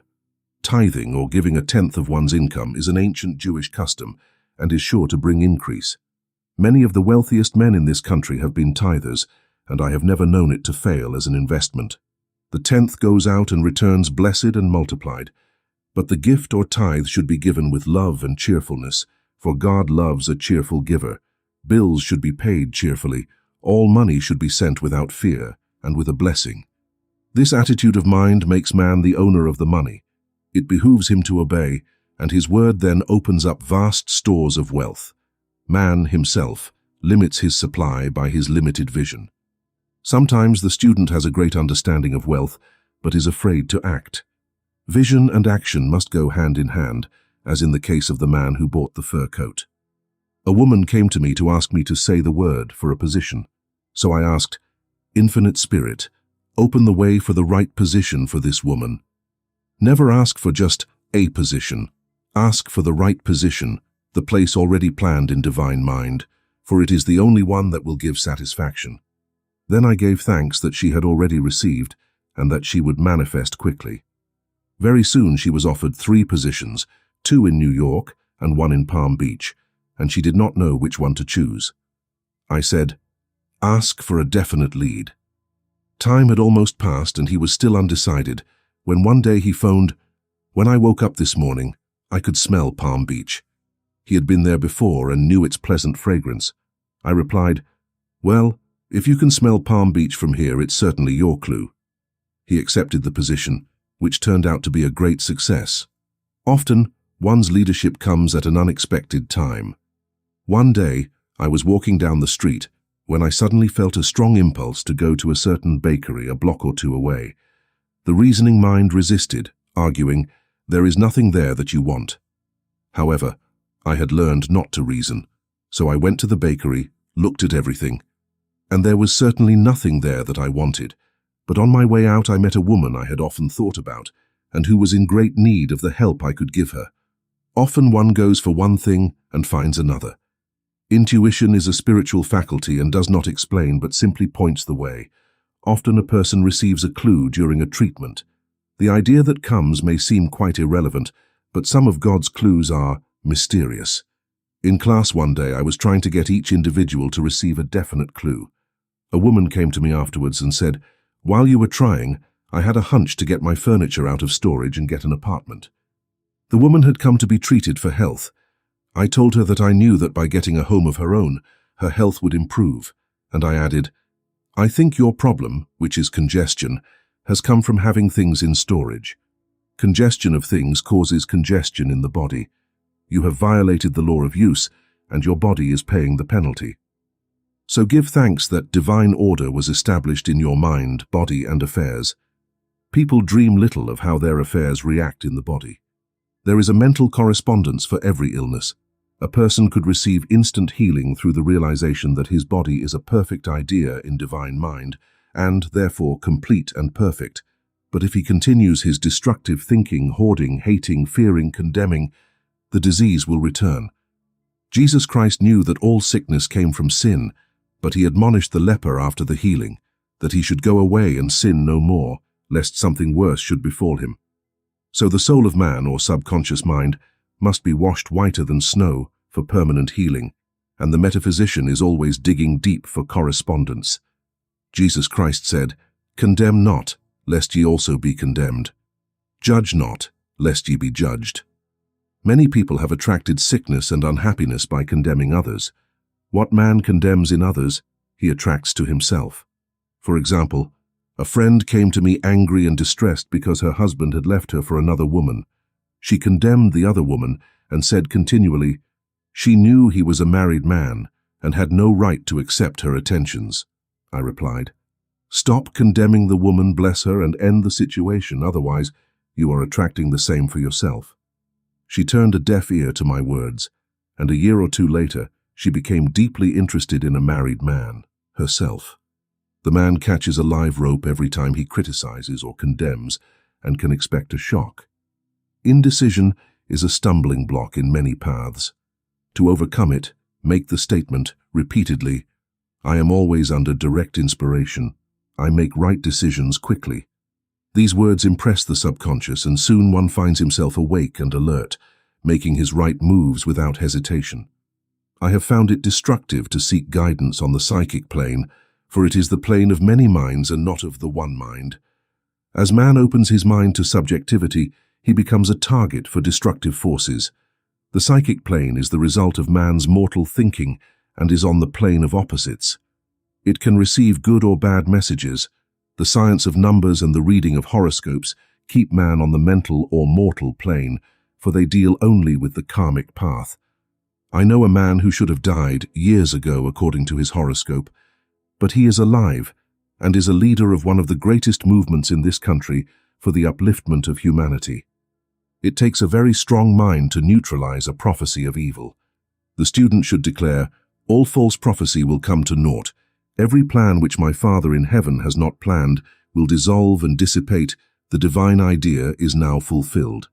However, if ever a good message has been given of coming happiness or of wealth, cherish it and wait for it, and it will manifest sooner or later, by the law of expectation. The will of man must serve to support the universal will. I will that the will of God be done. God's will is to give to every man all the righteous desires of his heart, and man's will must be used to support the perfect vision without wavering. The prodigal son said, "I will arise and go to my father." Indeed, it is often an effort of the will to leave the husks and swine of mortal thinking. It is much easier for the average person to have fear than faith, so faith is an effort of the will. As man awakens spiritually, he recognizes that any external inharmony is the correspondence of a mental inharmony. If he stumbles or falls, he can know that he is stumbling or falling in consciousness. One day, a student was walking down the street, condemning someone in her thoughts. She was mentally saying, "That woman is the nastiest woman on earth," when suddenly 3 Boy Scouts rushed around the corner and almost knocked her down. She did not condemn the Boy Scouts, but immediately invoked the law of forgiveness and saluted the divinity of the woman.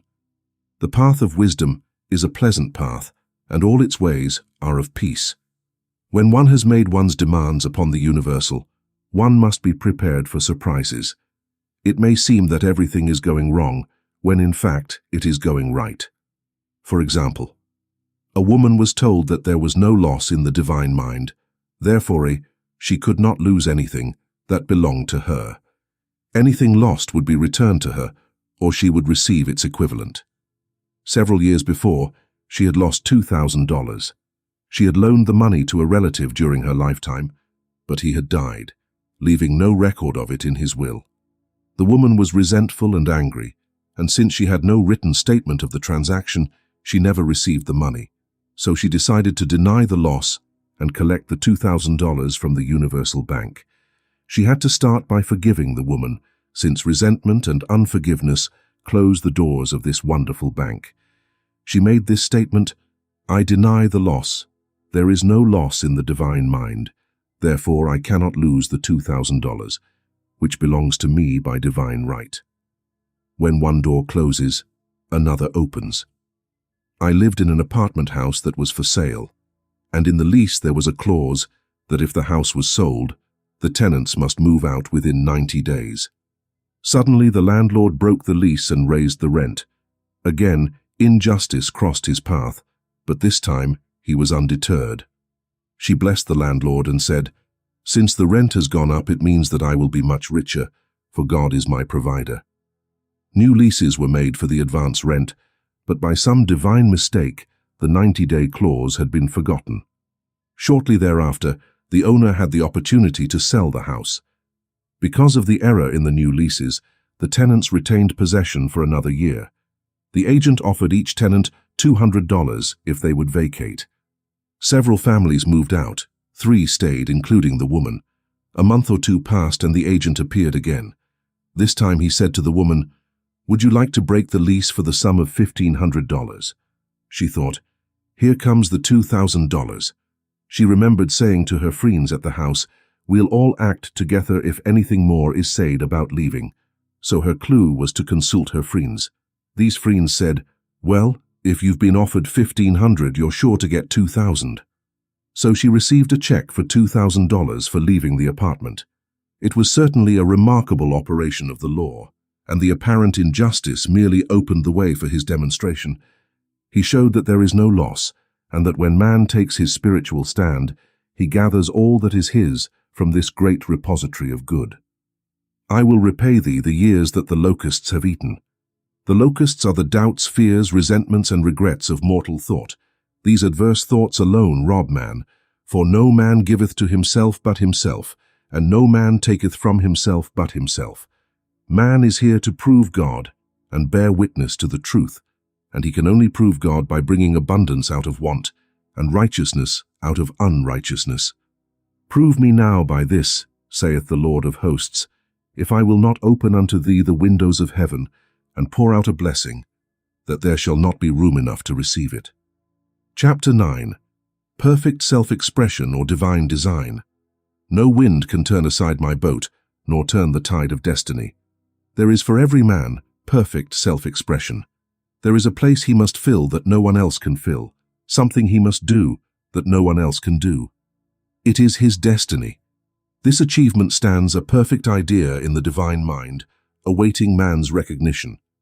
As the faculty of imagining is the creative faculty, it is necessary for man to see the idea before it can manifest.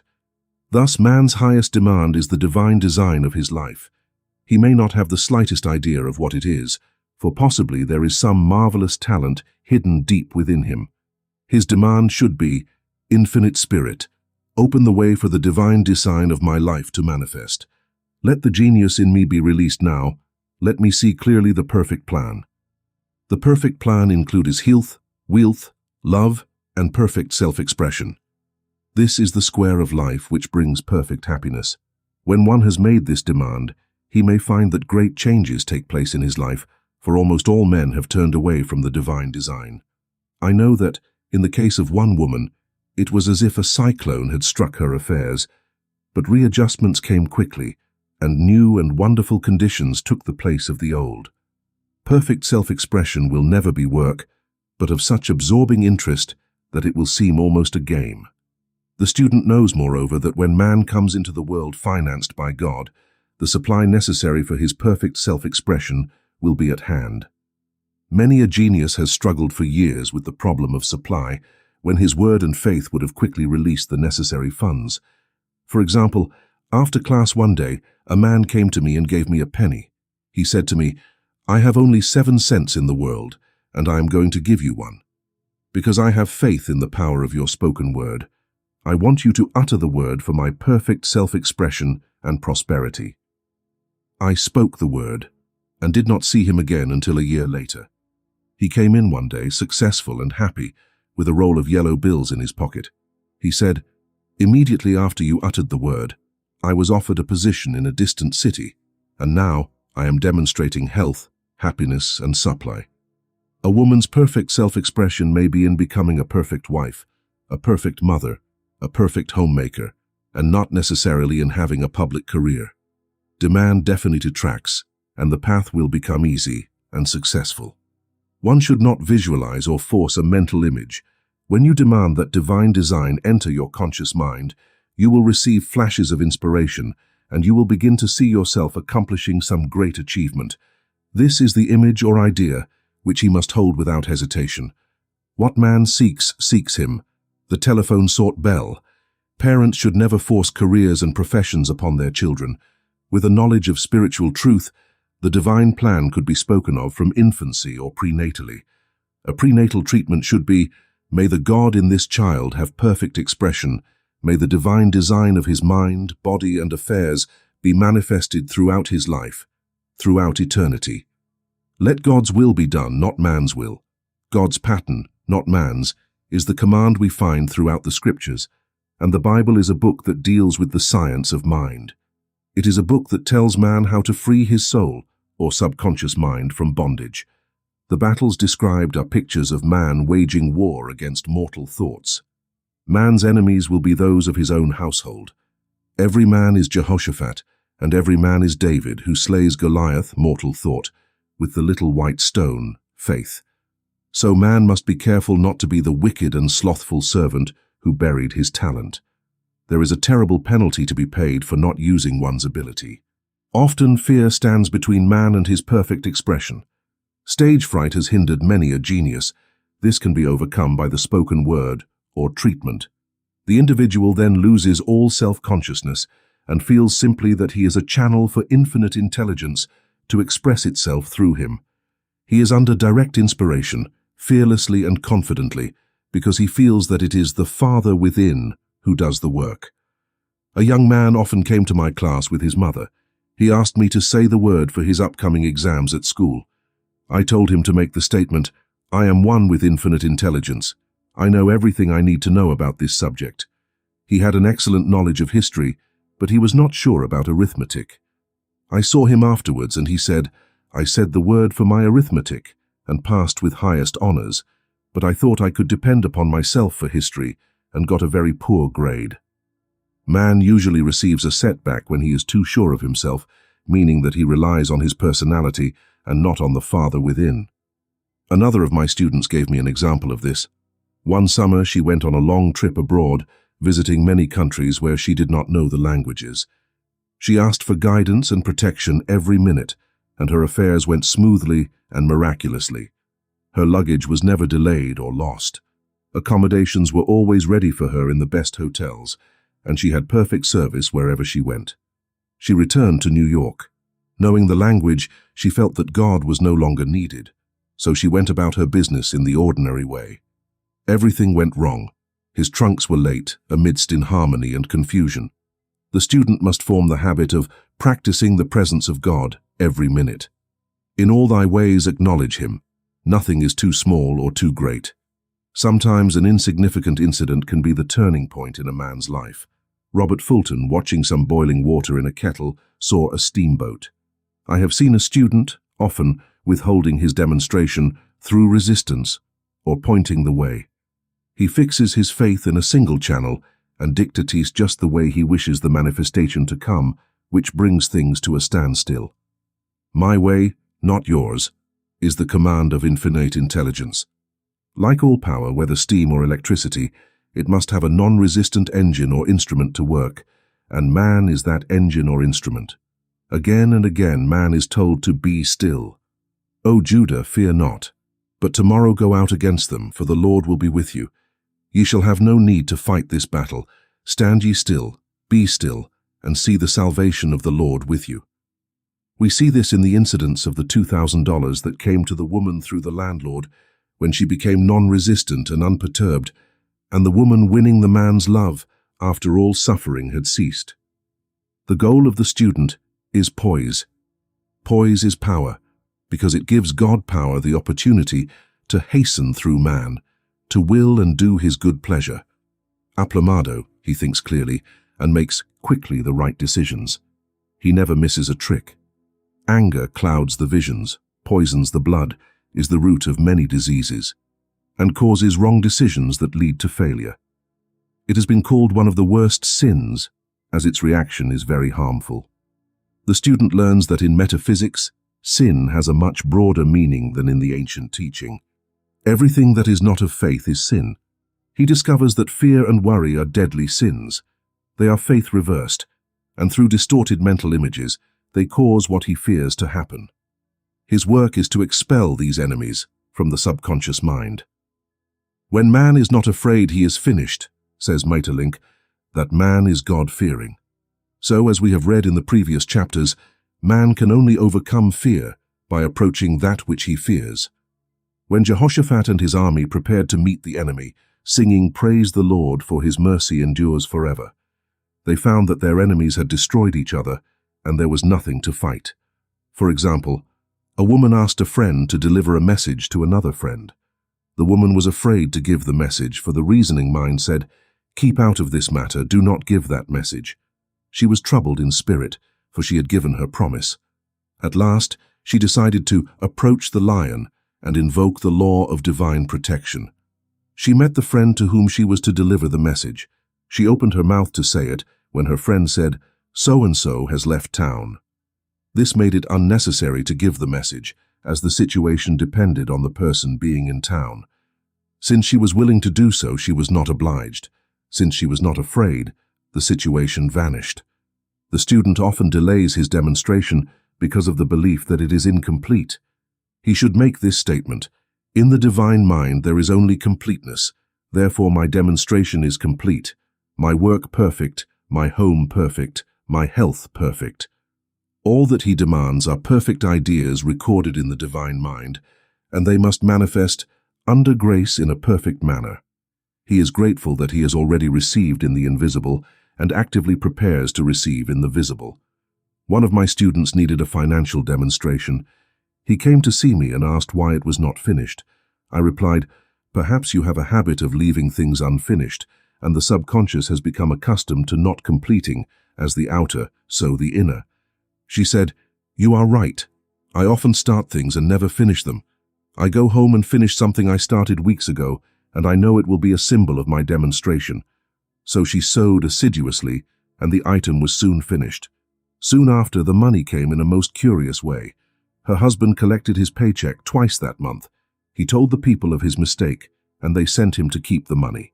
When man asks believing, he must receive, for God creates his own channels. I have sometimes been asked, suppose one has several talents, how is he to know which to choose? Demand to be shown definitely. Say, Infinite Spirit, give me a definite clue. Reveal to me my perfect self-expression. Show me which talent I should now make use of. I have known people suddenly enter a new line of work, and they are fully equipped with little or no training. So make the affirmation, I am fully equipped for the divine plan for my life, and don't be afraid to take advantage of opportunities. Some people are cheerful givers, but poor receivers. They refuse gifts out of pride or for some negative reason, thus blocking their channels and invariably find themselves eventually with little or nothing. For example, a woman who had given away a lot of money was offered a gift of several $1,000s. She refused to accept it, saying she didn't need it. Shortly thereafter, her finances became tied up, and she found herself in debt for that amount. Man should graciously receive the bread that is returned to him over the water. Freely ye have given, freely ye shall receive. There is always a perfect balance between giving and receiving, and although man should give without thought of returns, he violates the law if he does not accept the returns that come to him. For all gifts are from God, man being merely the channel. A thought of lack should never be held over the giver. E.g., when the man gave me a penny, I did not say, "Poor man, he cannot afford to give me that." I saw him rich and prosperous with his supply in abundance. It was this thought that brought it. If one has been a bad receiver, he must become a good one and take even a postage stamp if given, and open his channels to receive. The Lord loves a cheerful receiver as well as a cheerful giver. I have often been asked why one man is born rich and healthy and another poor and sick. Where there is an effect, there is always a cause. There is no such thing as chance. This question is answered by the law of reincarnation. Man passes through many births and deaths until he knows the truth that sets him free. He is drawn back to the earth plane by unfulfilled desire to pay his karmic debts or to fulfill his destiny. The man who is born rich and healthy has had images in his subconscious mind, in his past life, of health and wealth, and the poor and sick man of sickness and poverty. Man manifests on whatever plane the sum total of his subconscious beliefs. However, birth and death are man-made laws, for the wages of sin is death, the Adamic fall in consciousness by belief in two powers. The real man, the spiritual man, has neither birth nor death. He has never been born and never did. As he was in the beginning, now is, and ever shall be. So through truth, man is freed from the law of karma, from sin and death, and manifests man made in his image and likeness. Man's freedom comes through the fulfillment of his destiny, bringing into manifestation the divine design of his life. His Lord will say to him, "Well done, good and faithful servant. You have been faithful over a few things. I will make you ruler over many things, death itself. Enter into the joy of your Lord, eternal life." Chapter 10. Negations and Affirmations. Thou shalt also decree one thing, and it shall be established unto thee. All the good that is to be manifested in the life of man is already a fait accompli in the divine mind, and is released through man's recognition or spoken word, so he must be careful to decree that only the divine idea be manifested, for often he decrees through his idle words, failure or misfortune. It is, therefore, of the utmost importance to word one's demands correctly, as stated in a previous chapter. If one desires a home, a friend, a position, or any other good thing, make the demand by divine selection. For example, Infinite Spirit, open the way for my right home, my right friend, my right position. I give thanks that it now manifests under grace in a perfect way. The last part of the statement is the most important. For example, I knew a woman who demanded $1,000. Her daughter was injured, and they received a $1,000 settlement, so it was not manifested in a perfect manner. The demand should have been worded like this: Infinite Spirit, I give thanks that the $1,000, which is mine by divine right, is now released, and comes to me under grace in a perfect manner. As one grows in financial consciousness, he must demand that the enormous sums of money, which are his by divine right, come to him under grace in a perfect manner. It is impossible for man to release more than he thinks is possible, because one is bound by the limited expectations of the subconscious. He must broaden his expectations in order to receive more widely. Man often limits himself in his demands. For example, a student demanded $600 by a certain date. He received it, but heard later that he came very close to receiving $1,000, but was given only $600 as a result of his word. They limited the Holy One of Israel. Wealth is a matter of conscience. The French have a legend that gives an example of this. A poor man was walking along a road when he met a traveler who stopped him and said, "My good friend, I see that you are poor. Take this nugget of gold, sell it, and you will be rich all your days." The man rejoiced at his good fortune and took the nugget home. He immediately found work and became so prosperous that he did not sell the nugget. Years passed and he became a very rich man. One day he met a poor man on the road. He stopped him and said, "My good friend, I will give you this nugget of gold, which, if you sell it, will make you rich for life." The beggar took the nugget, had it appraised, and discovered that it was only brass. As we see, the first man became rich by feeling rich, thinking that the nugget was gold. Every man has within him a nugget of gold. It is his consciousness of gold, of opulence, that brings wealth into his life. In making his demands, man begins at the end of his journey. That is, he declares that he has already received. "Before you call, I will answer you." Continually affirming establishes belief in the subconscious. It would not be necessary to make an affirmation more than once if one had perfect faith. One should not plead or beg, but give thanks repeatedly that he has received. "The wilderness shall rejoice and blossom as the rose." This rejoicing that is still in the desert, state of consciousness, opens the way for liberation. The Lord's Prayer takes the form of a command and demand. "Give us this day our daily bread, and forgive us our debts as we forgive our debtors," and ends in praise, "For thine is the kingdom, and the power and the glory, forever and ever. Amen. As for the works of my hands, command me." So prayer is command and demand, praise and thanksgiving. The student's job is to make himself believe that with God, all things are possible. This is easy enough to state in the abstract, but a bit more difficult when faced with a problem. For example, a woman needed to demonstrate a large sum of money by a certain deadline. She knew she had to do something to get a realization, for realization is manifestation, and she demanded a clue. She was strolling through a department store when she saw a beautiful pink enamel paper cutter. He felt the attraction to it.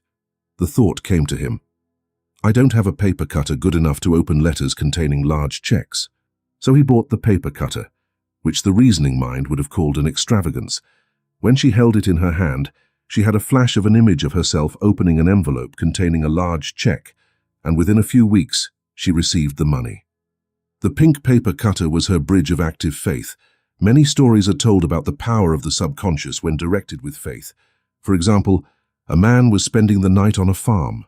The windows in the room had been nailed shut, and in the middle of the night he felt suffocated and walked in the dark to the window.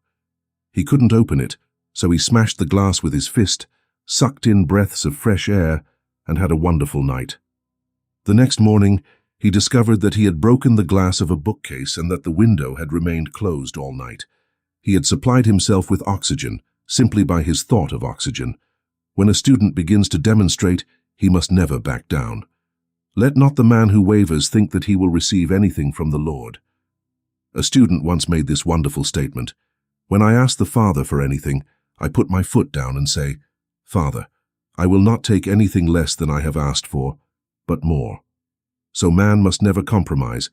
Having done all, stand firm." This is sometimes the most difficult moment to demonstrate. There comes the temptation to give up, to back down, to compromise. He also serves who only stands and waits. Demonstrations usually come at the last moment, because then man lets himself go, that is, stops reasoning, and infinite intelligence has a chance to work. Man's mournful desires are mournfully answered, and his impatient desires long delayed or violently fulfilled. E.g., a woman asked me why she was constantly losing or breaking her glasses. We discovered that she often said to herself and others with vexation, "I wish I could get rid of my glasses." So her impatient wish was violently satisfied. What she should have demanded was perfect eyesight, but what registered in the subconscious was simply the impatient desire to get rid of her glasses, so they were continually broken or lost. There are two mental attitudes that cause loss: depreciation, as in the case of the woman who did not appreciate her husband, or fear of loss, which creates an image of loss in the subconscious. When a student is able to let go of his problem, cast his burden, he will have an instant manifestation. For example, a woman was outside during a very stormy day, and her umbrella blew inside. She was about to pay a visit to some people she didn't know, and didn't want to make her first appearance with a damaged umbrella. She couldn't throw it away, as it didn't belong to her. So, in desperation, she exclaimed, "Oh God, take care of this umbrella, I don't know what to do." A moment later, a voice behind her said, "Madam, do you want your umbrella mended?" There stood an umbrella mender. She replied, "Yes, I do." The man mended the umbrella while she went into the house to make her call, and when she returned, she had a good umbrella. So there is always an umbrella repairman at hand, in the man's path, when one puts the umbrella, or the situation, in God's hands. One should always follow a negation with an affirmation. For example, one night I was called on the phone to attend to a man I had never seen before. Apparently, he was very ill. I made the affirmation, "I deny this appearance of illness. It is unreal, therefore it cannot register in your consciousness. This man is a perfect idea in the divine mind, pure substance expressing perfection. There is no time or space in the divine mind, therefore the word arrives instantaneously at its destination and does not return empty. I have treated patients in Europe and have found that the result was instantaneous. I am very often asked the difference between visualizing and visioning. Visualizing is a mental process governed by reasoning or the conscious mind. Visioning is a spiritual process governed by intuition or the superconscious mind. The student must train his mind to receive these flashes of inspiration and work out the divine images through definite clues. When a man can say, "I desire only what God desires for me," his false desires fade from consciousness, and a new set of blueprints is given to him by the master architect, the God within. God's plan for every man transcends the limitation of the reasoning mind and is always the square of life, containing health, wealth, love, and perfect self-expression. Many men are building for themselves in imagination a bungalow when they should be building a palace. If a student tries to force a demonstration through the reasoning mind, he brings it to a standstill. "I will speed it up," says the Lord. He must act only through intuition or definite clues. Rest in the Lord and wait patiently. Trust Him also, and He will do it. I have seen the law act in the most surprising ways. For example, one student stated that it was necessary for her to have $100 by the next day. This was a vitally important debt that needed to be satisfied. I said the word, declaring that the Spirit was never too late and that the supply was at hand. That night, he called me on the phone to tell me about the miracle. He said it occurred to him to go to his safe deposit box at the bank to examine some papers. She looked at the papers, and at the bottom of the box was a brand new $100 bill. She was amazed and said she knew she had never put it there because she had gone through the papers many times. It may have been a materialization, just as Jesus Christ materialized the loaves and fishes. Man will reach the stage where his word becomes flesh or materializes instantly. The fields, ripe with harvest, will manifest immediately, as in all the miracles of Jesus Christ. There is tremendous power in the name of Jesus Christ alone. It signifies truth manifested. He said, "Whatsoever ye shall ask the Father in my name, he will give it you." The power of this name lifts the student into the fourth dimension, where he is freed from all astral and psychic influences and becomes unconditional and absolute, as God Himself is unconditional and absolute. I have seen many healings performed using the words, "In the name of Jesus Christ." Christ was both person and principle, and the Christ within each man is his Redeemer and salvation. The Christ within is his own fourth-dimensional self, the man made in the image and likeness of God. This is the self that has never failed, never known sickness or pain, never been born and never died. It is the resurrection and the life of every man. No man cometh unto the Father but by the Son, means that God, the universal, working in the place of the particular, becomes the Christ in man, and the Holy Spirit means God action. Thus daily man is manifesting the Trinity of the Father, the Son, and the Holy Spirit. Man must make an art of thought. The master thinker is an artist, and is careful to paint only the divine designs upon the canvas of his mind. And he paints these pictures with masterly strokes of power and decision, having perfect faith that there is no power to mar their perfection, and that they will manifest in his life the ideal come true. All power is given to man through right thinking, to bring his heaven to his earth, and this is the goal of the game of life.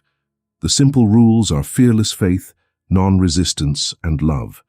Let each reader now free himself from that which has held him in bondage through the ages, standing between him and his, and know the truth that sets him free, free to fulfill his destiny, to bring into manifestation the divine design of his life, health, wealth, love, and perfect self-expression. Transform yourselves by the renewal of your mind, for prosperity.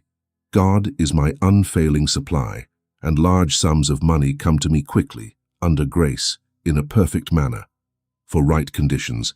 Every plan which my Father in heaven has not planned will be dissolved and dissipated, and the divine idea now comes to pass, for right conditions. Only what is true of God is true of me, for I and the Father are one, for faith. As I am one with God, I am one with my good, for God is both the giver and the gift. I cannot separate the giver from the gift, for right conditions. Divine love now dissolves and dispels every wrong condition in my mind, body, and affairs. Divine love is the most powerful chemical in the universe and dissolves all that is not of itself. For health, divine love floods my consciousness with health, and every cell of my body is filled with light. For sight, my eyes are the eyes of God. I see with the eyes of the Spirit. I see clearly the open path. There are no obstacles in my way. I see clearly the perfect plan. For guidance, I am divinely sensitive to my intuitive guides, and I give instant obedience to your will. For hearing, my ears are the ears of God. I hear with the ears of the Spirit.